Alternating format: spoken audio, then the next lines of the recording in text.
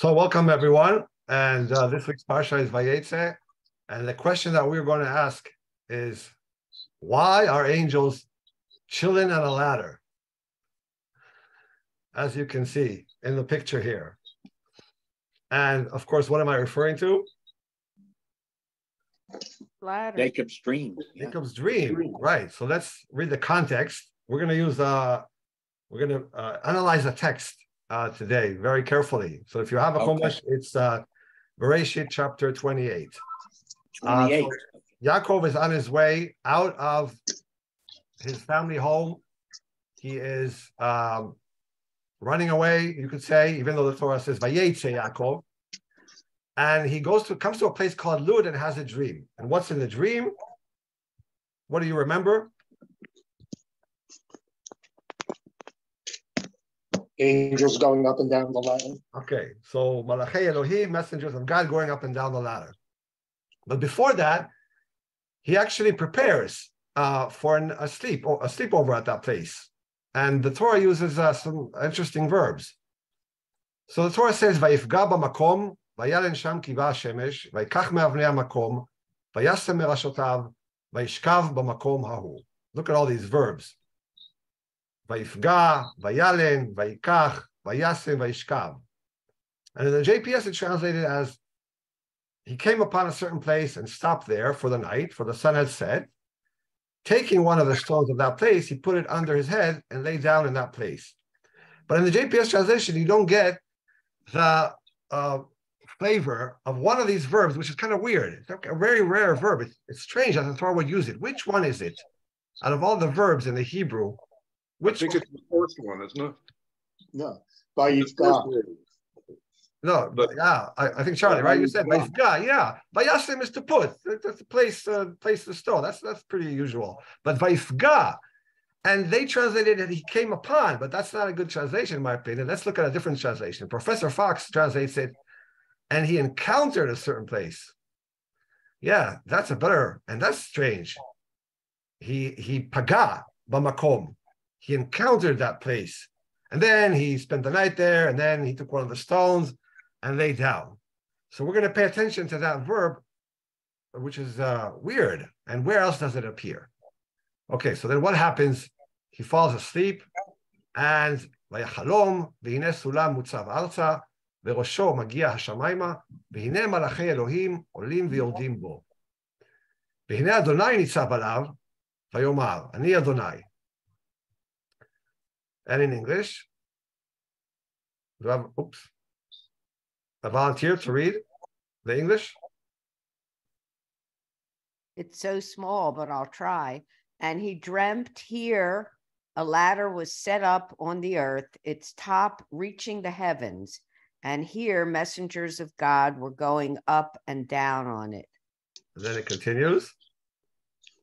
And here God was standing over against him. He said, I am God, the God of Abraham, your father, and the God of Yitzchak.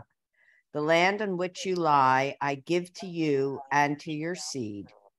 Okay, and then it continues. They will multiply. They will go in all directions, north, south, east, and west. So that is the promise. And what are the angels doing, actually? This is very strange because, first of all, why the ladder? Why is there a ladder? What's the purpose of that ladder? And what's the purpose of those angels? It's the first time that angels don't actually say anything, don't do anything in the story. It's God who talks to him. You see that? And here, God gives him the promise. But let's go back. What are they doing here? Very strange. We talked about in our previous meetings about the messenger of God in Ishmael's story. We talked about the messenger in the binding of Isaac's story and how I interpreted that as his conscience. But they all did something. Here, they're passive. They don't do anything.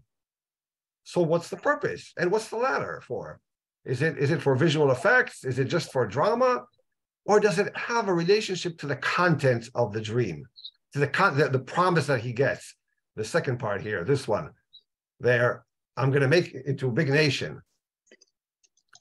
Any thoughts? Well, first, what do you mean by they're passive? Because they are doing something. They're going up and down. They're not just standing there. So but they're doing it at God's behest, not at. Right. But they don't have a message for him. They don't do anything concrete in the story that can somehow relate to the content of the dream. So I just to humor you, so there is it became a very famous song in Israel called Sulam Yaakov. Let's hear a few bars. And the dance. And a dance too. Folk dance. So, okay, I mean, it is, and even secular people, they know this dance and this song. They learned it in schools. Here, let's hear a few bars. בבוקר אל דשא ביתי הרטוב, אל דשא ביתי הרטוב, ירד משמיים בלובן כנפיים, מלאך מסולם יעקב. Okay, just a flavor. So Malach, an angel from Jacob's ladder. So it became a famous song. But other than that song, again, I want to ask, what's the purpose of this ladder and the angels going up and down it if it doesn't feature in the message itself? It seems not to feature there, because God doesn't say, just as this ladder is something, then I'm going to, right? It doesn't seem, even if it's a symbol for what? That's the question that I want to ask. Yeah, a thought. Yeah. Modern rabbis seem to say that it leads one to keep striving. Don't stand still, because if you stand still on a ladder, you're not going anywhere by definition. So keep advancing towards, and the top of the ladder, we're told, is a source of holiness, Hashem himself, in this dream. So I just say also that there's the idea of ishtadlut, I believe, of constantly striving and making efforts. So okay. I think it's all wrapped up in that. That's a very nice idea. And we're going to talk about that idea in a little bit. Because I think what it always meant to me, I've always had the image of kind of, at times God reaches out to me, comes down to me. At other times I have to go up to God. That it's kind of like an escalator, Okay. Oh, speaking of escalators, you see a picture? I was just reminded when we were kids, we just had fun chilling. Like in Israel, it was a new thing. It just started building escalators only in certain places in Tel Aviv. And when we went to such a place, oh my God, we would just go up and down just for the fun of it, just for like not to go to a particular store. I don't know if you've had that experience when you were kids, but same thing with elevators. There's no skyscrapers in Israel then. There was one in Tel Aviv. So whenever we went to that Kol Bo Shalom, we had fun just going up and down the elevator. So it almost seems like these angels are just chilling there on the going up and down for the fun of it, because they don't say anything, they don't bring a message. But as Natalie said and Charlie said, there might be a message implied by their going up and down. Okay, this is just for a little humor. Maybe Rashi said, yeah? Maybe you have these kinds of dreams when you've got your head on a rock. Maybe this is what happens. Maybe it's just a dream. It is a dream. No, it clearly says Vayachalom. I mean, this everybody agrees. He's sleeping there on the rock and he's dreaming this. But you're right that in contrast to another place, that's not going to be a dream. So we're going to get to that in a second. But that's my point. Other times that God talks to people, they're up, they're awake, they're aware. Here, he is actually got his head on a rock and he's sleeping, and this is what his sleeping mind is doing. Yeah. Okay. Shamai, I want to say something. I always thought that the Malachim that going up, they are the angels that followed him from Israel, from Canaan, and they're going up to heaven. And the other Malachim going down from heaven to follow him in his journey. Yes. You know why you think that? Because they taught you Rashi. Okay. Excuse me. Yes. I had another thought about it, that Yes. that this is just the threshold between heaven and earth. And these are all God's messengers coming down to do various tasks, and coming down, they do their tasks, and then they go back up. And he just happens to be at that spot where they're all coming and going. Okay. So Rashi kind of hints towards that, and he reads, and he says on this verse, it states first ascending, olim, and afterwards descending. Those angels who accompanied him in the land of Israel were not permitted to leave the land. They ascended to heaven, and angels which were to minister outside the land descended to accompany him. But that's far-fetched, I think, because nowhere in the Torah, in the Bible, is there this idea that angels cannot leave Israel. We know Abraham traveled all over the place. It doesn't say that there were angels that left him and then angels that joined him. Clearly, Rashi senses the difficulty. He provides this explanation based on the Midrash, but I don't find it convincing. There might be a better way to understand it by comparing it to another story. There is another story where Yaakov meets angels. Now he's not dreaming. Now he is on his way back, and I want to show you. I want to show you that particular paragraph where he is on his way back to Canaan. And tell me what similarities do you see in these verses? I put it on the screen. So I want you to work and look for similarities. Early in the morning, Laban kissed his sons and daughters, bade them goodbye. Laban left on his journey homeward. Jacob went on his way, and messengers of God encountered him. When he saw them, Jacob said, "This is God's camp," so he named that place Mahanaim.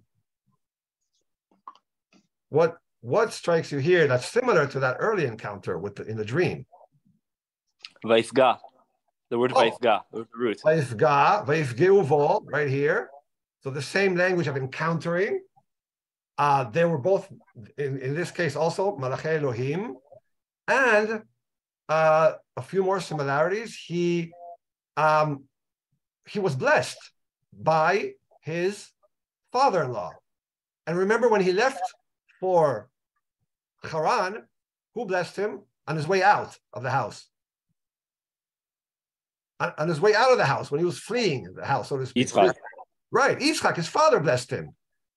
And then also, what happened in the dream? In the place where the angels were going up and down the ladder, he woke up and he named the place Beit El. I didn't show you the verse. And here, he also names the place. He says, this is God's camp, so he named the place Mahanaim. So all these similarities lead us to compare the two events, and I want to show you a comparison. Also Vayinashek, because right after this, Yaakov is Vayinashek to Rachel. Very good. Also the kiss, right? Okay, so we found another story. The story where he was returning from Lavan, and here you see a comparison. It really strikes like a mirror image. So I'm going to fill it in. He leaving Canaan, his father blessed him, and Vayifga b'makom, we saw that, V'nei Melachi Elohim, and then he called it Beit El. Upon returning, so let's write that here, returning from Canaan, leaving his father-in-law, and he was blessed by his father-in-law, and he again Vayifga Uvo, and he encountered that. So all these similarities are very interesting, but there are contrasts too. So, and this idea of comparing them is from Rabbi Fohrman. So I want to bring him to show us these similarities, but also to show that there are some interesting differences between the two events.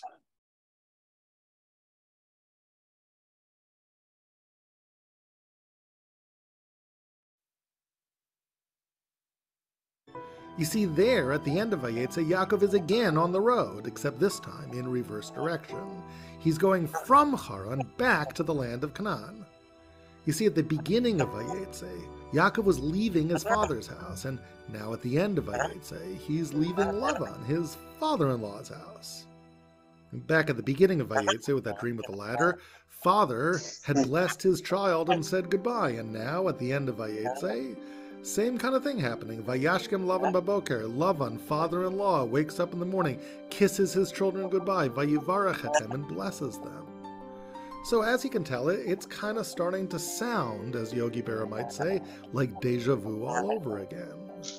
And, picking up the story at the end of Vayetze, listen to what happens next. Vayakov halach l'darcho, Yaakov goes on his way, Vayifga'u bo malachei Elokim, and angels of God encountered him. So once again, after leaving father, this time father-in-law, Yaakov encounters angels. Same unusual word, Vayifgu, used to describe his encounter with them. And just like the first time, Yaakov names the place. Vayomer Yaakov kasher ra'am, and Yaakov says when he sees those angels, Machane Elokim zeh, this is the camp of God. So he calls the place Machanayim, camps. So, it's hard to escape the feeling that these two stories, they're somehow connected. Except, for all their similarities, there are some contrasts between these two stories also. For example, the first time around in his dream with the ladder, Yaakov encounters a place. And in the place, there were angels, but he doesn't encounter the angels directly. He actually sleeps while the angels go up and down the ladder. Angels pretty much ignored him. He's an observer, we might say, not a participant in the drama. But not so the second time around. At the end of Vayetze, he and the angels are moving toward one another on the same plane. And Yaakov doesn't just encounter the place, he encounters the angels themselves directly. This time, he's not just an observer of the drama, he is a participant in it. And it kind of makes you wonder, what changed? Why are things different now? Okay, and now the second story where we have a similar phrase. Remember that ladder wasn't just a ladder. It was a ladder. What do we know about that ladder? What does it say about the ladder? Went to heaven. Went up to heaven. So where else in the Torah is there something that its head is in the heaven? The Tower of excellent. Vayomru, hava nivne lanu ir, umigdal v'rosho b'shamayim, v'naseh lanu shem. In the Tower of Babel story, and they said, "Come, let us build ourselves a city and a tower with its top." This is the only two structures in the Bible that are described that way. That migdal rosho b'shamayim. One was a sulam, a ladder. That's in our story, and back in Babel, Tower of Babel, it was a migdal. It was a tower. Rosho b'shamayim. They wished that. They wished that. They were building it. I don't think it achieved that. Yeah. Okay. So now we talk about the purpose. So they wanted to build this tower to make a name for themselves, right? You see on the red on the right hand side. So if this is reminding us or a mirror image of that migdal, now God, so to speak, is coming down that conduit. There, it was a conduit where human beings were challenging God, right? We want to make ourselves, and here, God is sending the angels down, and then God Himself comes down, so to speak, and speaks to Jacob and makes him a promise. What is the purpose of that? I got it. Before, Hashem is always verbally telling the Avos that this land will be yours. But I believe this is the first time that Hashem makes a physical representation of establishing His sovereignty over this land, that this land will be truly for the Avos and their generation. I mean, the promise is similar to previous promises. The promise, yeah, but there was not. But it was only a promise. Here, it's a metaphorical, physical establishment of Hashem's presence in the land. Okay, interesting. But this tower is actually, I mean, the ladder with people coming up and down they're only angels. You could say, in fact, well, he didn't do anything physical to the land. I mean, he did take that Evan and he said he named the place, but it's all sort of in his dream. And maybe I want to explore that a little further with Rabbi Fohrman. So let's go back to him and talk about the purpose of the Tower of Babel story versus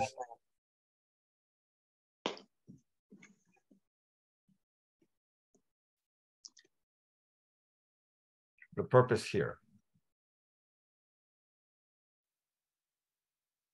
Broader connections between these stories, and you can find that webinar in the description to this video below.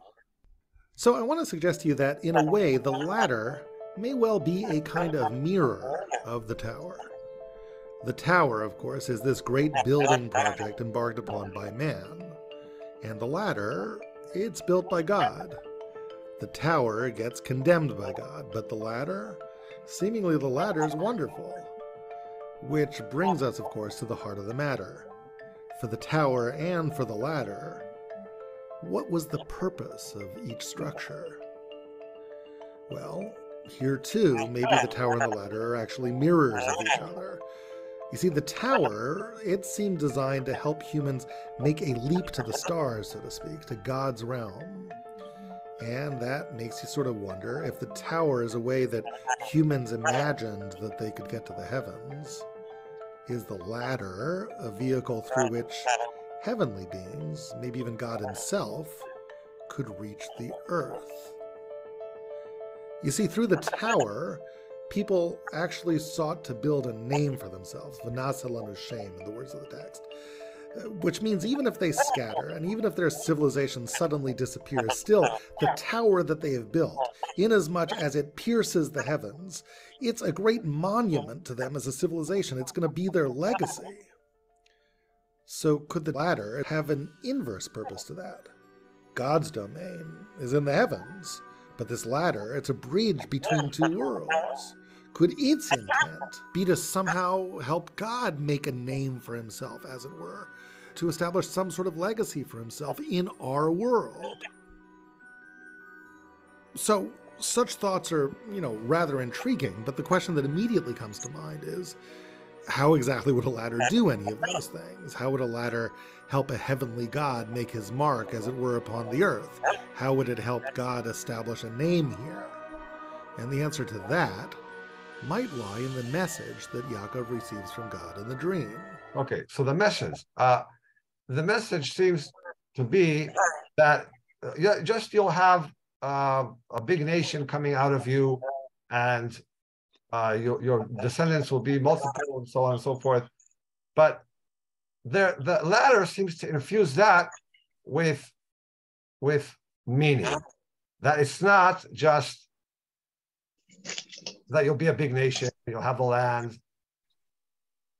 There is a purpose that this ladder is indicating to Yaakov, that your nation will become a nation with a purpose. Okay, and so what actions did Yaakov take that show that he's beginning to become a ladder, bringing God's name into the world? I want you to think about that. When he meets the angels the second time, this time it's all a dream. He's not doing anything. He's just lying down there. It's all a dream. Then he has all those encounters in Lavan's house, and then he comes back. And now it's a different story. He's a different Yaakov. Let's hear more.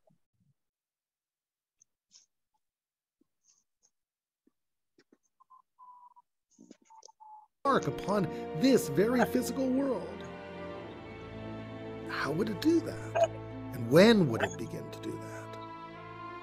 It all happens, maybe, at the end of Vayetze, with that parallel story we've been talking about, the ones with the angels of Machanayim. You see, Vayetze begins with a lonely Jacob on the lam, running away from his brother, leaving the land of Canaan. And if those are the circumstances under which Yaakov has his dream of the ladder, Vayetze ends with an inverse of those circumstances. Yaakov's on his way home, back to the land of Canaan, He's not a lone individual anymore. He's got a family comprised of children, the children who are the incipient tribes of Israel. The dream, it's happening now. The nation, it's actually being born. And when it's happening, Yaakov begins to become the ladder. How? Not just because he's becoming a nation, but because he's actualizing in his life and in the life of his family something that the nation needs to actually stand for. He's beginning to bring godly values from heaven, as it were, down into this world. He's beginning to make them a reality in this terrestrial sphere of ours. A brave and noble thing is happening at the end of Vayetze, a godly thing. Yaakov, who once fled from his brother's wrath, is coming now proactively to meet his brother in person. He doesn't evade him as before. He seeks him out. He comes to meet him. He sends him gifts. He embraces him. He kisses him. He does his best to reconcile with him. Isn't it interesting that it's at this very moment that Yaakov once again just happens to meet up with angels? Angels that are not oblivious to him, but are coming to actually meet him. There's background noise. Maybe I will mute everybody, unless you want to talk. Can you mute yourselves unless you want to talk? Please mute yourselves because there's background noise that's interfering with the video. Angels that are not just in a dream, but angels that are there in real life. Angels that are not perpendicular to him, but angels that are actually aligned with him. What changed? Maybe the answer is the angels haven't really changed. They perhaps are the same angels that were on the ladder. The angels haven't changed. Yaakov's changed. His perspective has shifted. No longer is he asleep on the floor as angels ascend to heaven in a mere dream. No, the dream has started to become real. The ladder isn't imagined anymore. Yaakov's becoming the ladder in real life. And so, of course, the angels, whose whole goal is to get to the ladder, to go down to it, those angels are meeting him now, head on, eye to eye. What does it mean to say that Yaakov has become a ladder in real life? Well, the ladder is a conduit, a way the divine could connect to the earth. And how does the divine connect to the earth? The answer is through human action. When human beings act nobly, courageously, when they bring divine values into the world through their actions, they become a kind of ladder. You see, a divine value is just a thought. It's intangible. It's all very nice for God to have all these values, but if they don't affect life here, we all merrily go on our way without them. By embodying God's values in our actions, we build a name for God in the world. We help make a lasting mark for the divine here in our very tangible physical reality. At the end of Vayetze, Yaakov takes a fateful step. Laden with the children that will become scions of his nation, he approaches his brother and seeks to make things right with him. That overture may seem small, but it's the beginning of a journey for this incipient nation, a journey of bringing heavenly values into the real world. Yaakov has begun to make his dream real, and in doing so, with his feet planted firmly on the ground, he's begun to pierce the heavens. So, very interesting idea that the ladder doesn't become a reality unless Yaakov takes actions and courageous actions. So promises are nice, but they're not really meaningful unless you take courageous actions. And for him, it's to make amends with his brother. And one thing which he mentioned in the video, but the other thing he did not mention, but it's right there in the verses. So do you see now the verses of that second meeting with the angels? What happened prior to that? He made a peace treaty with Lavan, with his arch enemy, with his adversary. Once he took that action, that courageous action, right? Now, Lavan was a con man. He deceived him. He did all these bad things. But Yaakov knows, in order for me to bring God into the world, so to speak, to merit all these promises that God me, I have to make peace with these people. It's not a big deal to make peace with your friends, with your family. It's a big deal, and it takes courage to make peace with your enemies. And so they create a monument, a matzeva, which mirrors the matzeva that he had on the way out. in that place where he had the dream with the ladder.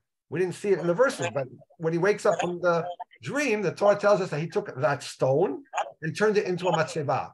And now, again, that matzeva, that matzeva was meaningless. It was a matzeva devoid of any action. This matzeva here, you see, Vayomer Lavan leYaakov. Laban said to Yaakov, here is the mound. I don't like the word. And here's the pillar. They translate matzeva pillar, which I have set out. And what does it mean? It's a witness that we are not going to hurt each other. And then they create, you will not, in other words, we will separate, but we will not use any violence. We will, part as friends. And then Lavan mentions the God of Abraham, the God of Nahor, and they swear to each other, and then they break bread together. That's the last verse 54. And then right after that is that second encounter right here. So I think that supports the idea that Rabbi Fohrman was formulating in the video, that only when you take actions and you meet with your enemies, you do peace with them, first with Lavan, and now in the next parsha, which we're going to read next week, with his brother Esau, only then you are actually worthy of all these divine promises. Shammai, but Rabbi Fohrman, I have to take issue with a couple of things that he said in here. One is that the ladder represents a conduit for God to us.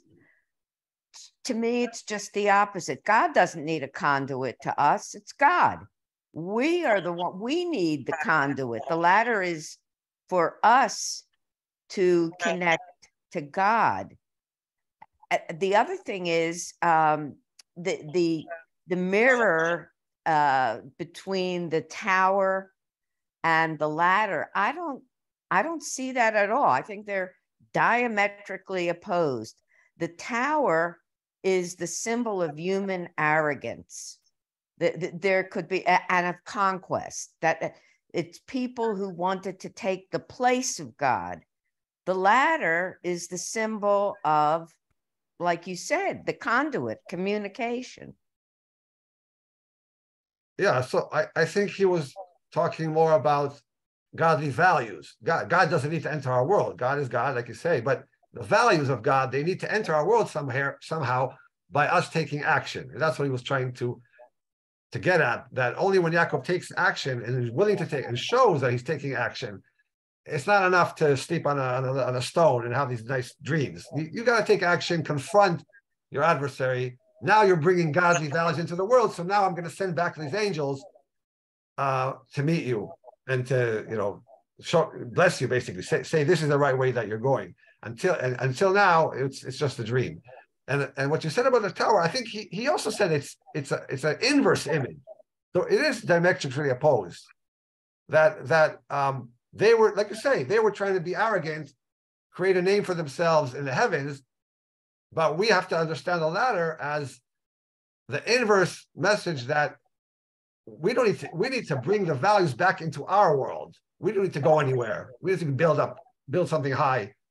It's more in the realm of our how we behave, so to speak. The tower was concrete or stone and physical evidence that we are great, and the ladder is supposed to be a sign or a symbol that to be great you have to take the right actions, the right behavior.